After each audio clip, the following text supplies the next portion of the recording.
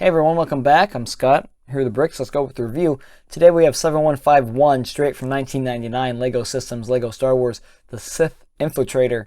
243 pieces, ages 8 to 12. This retailed originally for $30 back in 1999, and now it goes between about $35 for used just to ship to about $227. Bricklink has it down for 97, I think was their peak, just for, I think, realistic. You know, 227 is kind of reaching it. That's most likely for mint still in the box. And I picked this up for about 60 bucks off of eBay. 47 it was listed for, but taxes and shipping kind of hiked it up a little bit. I'm not that mad about it. I got the box, most importantly, and that's kind of cool to me. Just because it's just nice to have a box. Not really a big nitpick on it, because obviously there's a big gaping hole in the middle of it. You even get the logo kind of ripped off.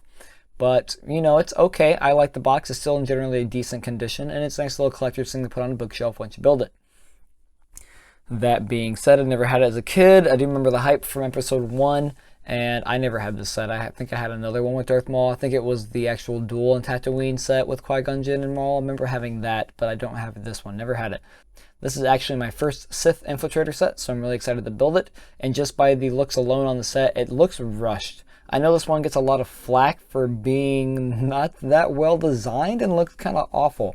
But, you know, it just looks rushed. I know, if I remember correctly, in original Star Wars, Kenner always had a problem with that, trying to reach the demand of Star Wars toys during the original release of the original trilogy. So I can see why Lego, especially having their first lineup and wave of Legos for Star Wars and the hype, I can kind of understand why this would go hand in hand, especially with this kind of design like that. I'm already seeing some pieces that are very familiar with a lot of the TIE fighters of that time. So that's, you know, obviously going to happen because it's all kind of the same set. And hopefully that's just normal gray and dark gray pieces. The rest of the box, besides the big gaping holes, in decent condition. We have the sides here, which just shows off the actual set. And then we have the bottom with the wonderful Phantom Menace fan club. Ooh, look at that, Star Wars fan club with Darth Maul. That's the first time seeing that. That's brilliant. And love that. And then inside here we have some more close-ups of the actual build and Darth Maul with this twin lightsaber. Cool as fuck. Still some original tape here, which was torn off and cut from the time, so that's kind of cool. The guy, whoever kept this, really kept it in good shape. And then, besides the big gaping hole, and then right here we have the Lego Fan Club free, which is cool. And as well as, that's about it. So that's pretty much for the box. We're going to go ahead and cut into this bad boy. It was already disassembled and It was assembled and disassembled. That makes sense to you. And then shipped out to me like this. And inside we have the old pull box art, which is how a lot of these original Legos were back in the day.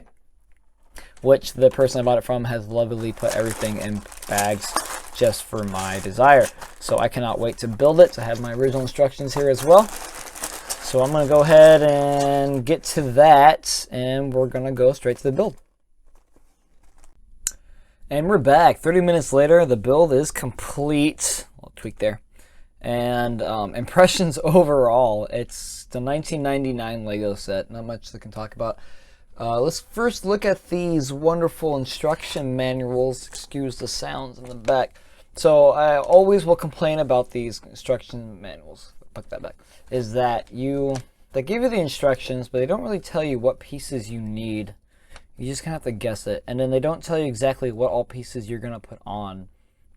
So you're really going to sit here and play it by ear. And then the color definition, or I guess like the difference in color here is what I'm really trying to say, is always very different. This should be a little bit darker because that's normally like a light bluish gray nowadays. That's just really tan gray in my opinion. But yeah, it's pretty basic. Nothing much to say about it. It does have one problem, and I think it's right about here. You're building this, and it tells you to do it like that, and then you gotta flip it over or something. And then when it tells you to flip it over, it changes spots. Is that one, or is it this one? I think it's this one. Ah, yeah, right here. So you have your piece originally here, right? And then that's the gray lines right here. You're turning it around, but you're not, because right here the piece is right there, but that piece is right there, but it's the same piece, and then it's like that. But when you originally built it, your gray piece is on this side, but then it's on that side. and then it changes to that side. Don't know if that's a misprint or not, but that's kind of annoying. It was really annoying when I had to build these actual wings, I suppose.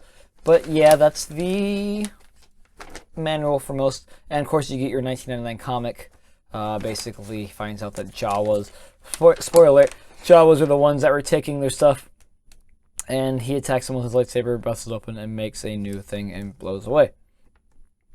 Over here you have the alternate builds, which I'm guessing that's his lightsaber, which that's actually really exciting. I kind of want to try and build that one later on. But you have some alternate builds, as always, and some more stuff over here, which is really cool, because who doesn't want a little escape pod, or where the fuck that is. Anyway, so that's the instruction manual, very 1999-esque. Nostalgia, you gotta love it, the simplicity of it. If anything, I really like to compare this to, you know, the argument that kids are built different today, or the kids are not the same, they're not treated the same. Like, we had to walk all this way to the snow to get to school. I have to tell children that back in my day in Lego manuals, we didn't have clear instructions on what to do, and they didn't tell us the pieces we needed or where they went, and then we had misprints in the pages, so they fucked us over. That's what I will complain about in later years. So 8 to 12, you know, we got some that generation that grew up on these, you know, we got some hair in their chest from that. Don't let those millennials, well, actually, would be us millennials, wouldn't that be the ones that grew up with these? Don't you know, let those boomers tell you otherwise. We grew up in the real shit. Anyway, so here is the finished set, and it looks like a 13-year-old designed it. Nothing really spectacular about it. Very flat, very one-dimensional. Does use some tiles, some, you know, slope tiles here just to make sure everything looks kind of cool. Slope pieces here and there. You do have these little engine things, I guess, what they're for. This opens up, which is cool. And I thought that was actually supposed to open up or stay open to give it some, you know, dimensions to it. Give it some actual, like, cool, like, little, like, I don't know, a little slope to it, but it does not actually at all. It's just a cargo. It is just a cargo bay, actually, and you would put your lovely probe droids, which are right here, very simple Lego heads with the Lego antenna, the Lego antennas, and you just put them in here, I believe. And then you would take your lightsaber, which we got 2 spare ones, and put it right here, and you close it up. And then you have a Sith Infiltrator Maraca.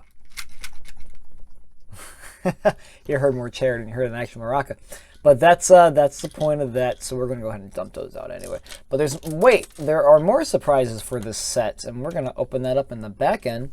So the main design of this has 2 sections for the ship. You have the front line section, and then you can easily pop off this piece right here, which is the main cockpit, and actually can have a nice little TIE fighter gig with it if you look at it this way. But check this out. So this comes off, and out comes your little speeder, which is the same one that Darth Maul rode in episode 1. I originally had a few problems when I first constructed this. The speeder would not go in there all the way, and this piece would hike it up. It still does, but it goes in there a lot smoother now, so it does a little bit and does reset itself. You do have a printed piece in the back here, and you do have a printed piece right here, and you do have a printed piece right here, which I believe is the windshield, so you can see everything. Normally, I believe that probably should have been a bigger printed piece, especially like one of the TIE Fighter pieces for the windshields, because I think that would be more, I don't know, accurate, I suppose. A lot of blue on this as well. There's a lot of red and some tan, generic for those kind of times. You know, a lot of Star Wars 1999 stuff like that was especially blue, black, and gray. Because actually, a lot of times the TIE Fighters were originally black and blue, but they were over saturized, or I believe it's called. In the original edit of episode 4, they were black and blue, but the filter on the film made them look black and white, or black and gray basically. And then in Empire they came back as black and blue. You can check it out, some behind the scene footage on it, and some of the behind the scene props from those movies if they do exist. But definitely in Empire they are blue and black, and that's why a lot of these come in blue and black. This one came in blue, black, and gray. Now, not a lot of blue on it and a lot of black on it, because the ship was mainly all silver and gray, and in later renditions of it they do a lot better. But for the other half, it pretty much is just a simple little ship. It isn't anything to grow home about, and it's very small and skinny. You do have these nice little stands here to keep it afloat. But honestly, if it was to keep it afloat like this, I kind of wish it had a little escape pod or hatch that can close over here so that we can come down and have a little role playing with it. So then we would just put this back together, which again doesn't really do anything of purpose. It's just kind of to hold the ship in. Doesn't really act anywhere else. Oh, cool, we're in. Then you have two wings on the side, which again have these wonderful pieces here that will hold it together just like the original X-Wings kind of did. Not X-Wings, I apologize. The original TIE Fighters did back in the day. Let's do an extreme shot like that. And originally, isn't that cool? Those come into play here. Those come into play here, and they keep the wings on, which have this little click 1x2s, which hold it together. And you can just kind of fold these in and fold them out and get more look to it. But we're going to keep it more accurate to the movie and come down here, which they do hit the ground a little bit and come out. The overall sturdiness of the set is pretty well, especially for having some Technic pieces here, the Technic clicks right here. It holds pretty well. This has shown its age, this little finger lock. You're still there. That little finger lock hinge here still is pretty loose, so that kind of does come and go. Again, I do wish this piece actually was like sustained rise up or not, so you can have that. But I'll tell you what, there isn't a lot of gaps in here, which is I was really afraid of, because after building the droid tank, which is the AAT, I believe, after building that, you had a lot of gaps in it. I was afraid that this set, being from 1999, was also going to have a lot of gaps into it, but I kind of wish this set was more. Again, it has every right to be made fun of, because realistically, I think a 13-year-old or a 10-year-old could have designed a better ship. This is the most complicated part of the build. This was not. This was very simple and very just, again, rushed. I cannot imagine paying $30, but then again, I paid $60. So, you know, who got played in the situation? All right, so enough about the actual set itself. Let's go with the minifigures. We only have one, and it's Darth Maul. Lovely to say. So he has his cloak, which actually has very limited to no fraying on it for being such an old set. Was this like 23 years now? 23-year-old now set, and he's still pretty, he's holding up tight. That cape's looking good. There is no back printing on him. There is no leg printing on him. There is no arm printing on him. They could care less.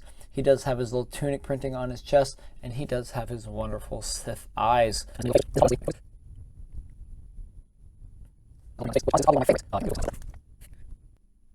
Frantically really trying to get focus on his face here, but the comment is the same.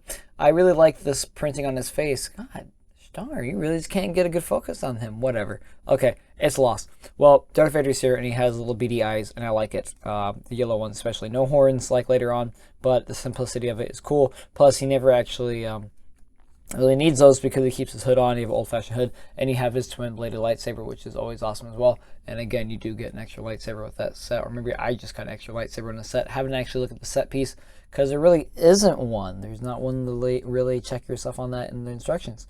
But this is 7151, the Sith Infiltrator from 1999, complete with its probe droids, Darth Maul, instructions, box, and this lovely set, of course. Do I recommend buying it anytime soon? Not really, unless you're a serious collector of 1999 Legos. There are better Sith Infiltrators to buy with better figures and better accessories to go into. Maybe I wasted $60 on this. Who knows? Anyway, thanks for watching, and tune in for more.